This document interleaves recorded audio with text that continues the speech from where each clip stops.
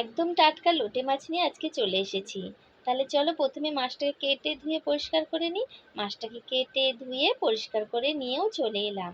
এবার ওই মাছের মধ্যে পরিমাণ মতো নুন আর হলুদ মাখিয়ে কিছুক্ষণ রেখে দিলাম। তাহলে চলো এবার মাছটাকে চটজলদি রান্না করা যাক। প্রথমে কড়াইয়ের মধ্যে দিয়ে দিলাম সর্ষের তেল, তারপর দিয়ে দিলাম কালো জিরে ফোড়ন, তারপর দিয়ে দিলাম পেঁয়াজ কুচি। পেঁয়াজটা দেওয়ার পর পেঁয়াজটা ভালো করে ভেজে নিলাম। পেঁয়াজটা ভালো করে ভেজে নেওয়ার পর দিয়ে দিলাম সামান্য একটু রসুন বাটা, একটু আদা বাটা, পরিমাণ মতো কাঁচা লঙ্কা বাটা, লঙ্কার গুঁড়ো, তারপর দিয়ে দিলাম 1 চামচ জিরের গুঁড়ো, তারপর পরিমাণ মতো নুন, হলুদ আর দিয়ে দিলাম টমেটো কুচি। তারপর মশলাটাকে ভালো করে কষিয়ে নিলাম। মশলাটা ভালো করে কষিয়ে নেওয়ার পর লোটে মাছটাকে দিয়ে দিলাম।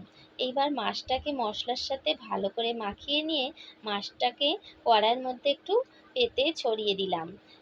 লোটে মাছ থেকে যেহেতু জল বেরোয়, তাই আমি সামান্য 1 ক্রোশ মতো জল দিয়ে ঢাকনা চাপা দিয়ে 5 মিনিট মতো ফুটিয়ে নিলাম।